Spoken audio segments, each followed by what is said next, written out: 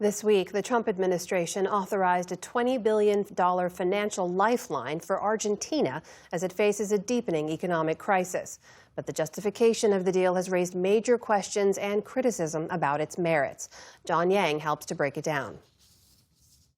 Amna, the United States is exchanging dollars for Argentine pesos to prop up that currency, which has been losing value recently. President Trump announced the move on Tuesday as he met with Argentine President Javier Milei at the White House, and he made clear that this is contingent on Milei's party winning legislative elections later this month. I'm with this man because his philosophy is correct. And he may win and he may not win, but I think he's going to win. And if he wins, we're staying with him, and if he doesn't win, we're gone.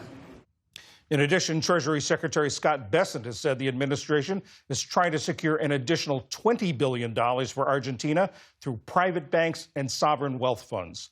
Monica DeBoll is an economist at the Peterson Institute for International Economics.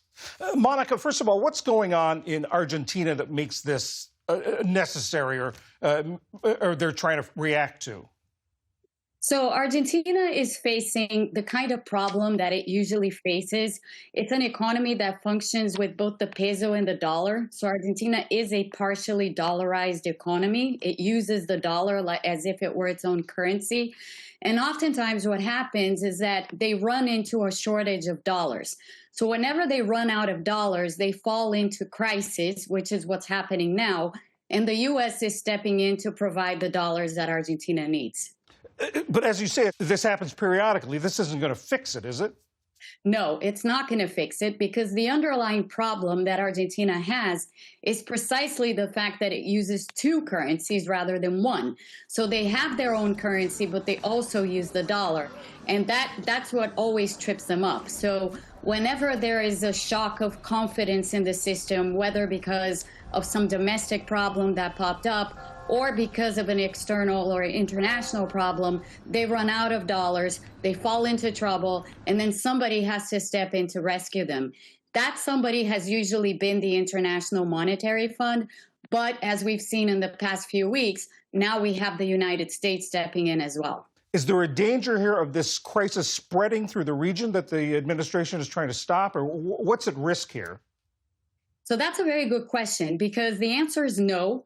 Argentina is not a country that poses any risks to either its neighbors, the surrounding countries, or to the United States, or to the global economy. Argentina is not a systemic country in that sense. So in the past, when the U.S. has acted in sort of similar ways to what it's doing in Argentina right now, it has done so because the country in question was systemic. In other words, it had the potential of having the crisis in the country had the potential of having negative consequences on others.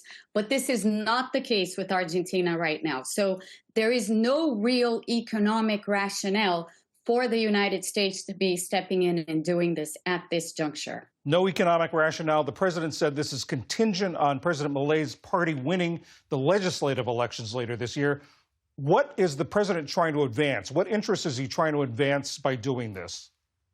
He's trying to advance two interests. So on the one hand, he's trying to prop up what he sees as a political ally. So Milei is very much perceived as a political ally of the administration.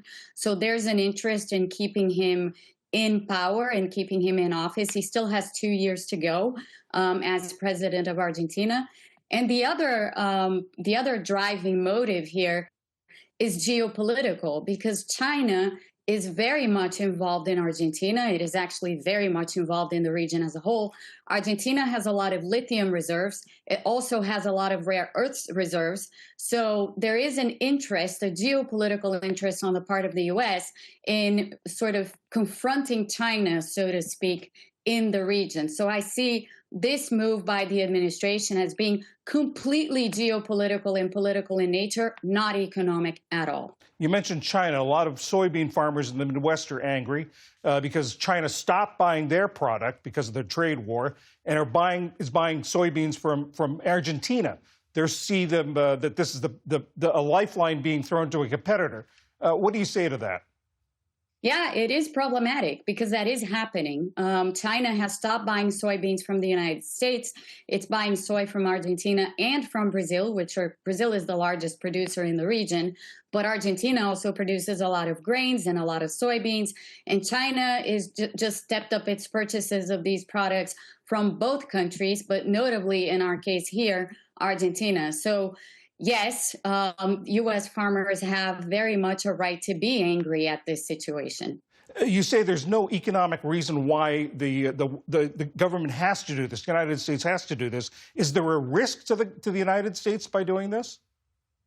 There surely is, because this is a situation that the U.S. is walking into without any end game in sight. So, in other words, the U.S. is stepping in to provide a lifeline for Argentina, but it doesn't really know how this ends.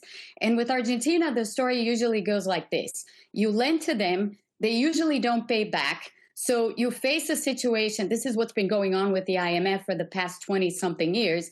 And so what happens is you either have to keep lending to Argentina in order to keep them afloat and in order for you to repay yourself, or you stop lending to Argentina, in which case you throw them into crisis. So for the U.S., it's kind of a no-win situation here, because the moment the U.S. steps in to provide Argentina with this lifeline, it either has to commit to stay in Argentina and keep providing Argentina lifelines if it faces further problems down the road, or the U.S. at some point will have to step back. And when they do, Argentina will fall into a crisis. And guess who will be blamed?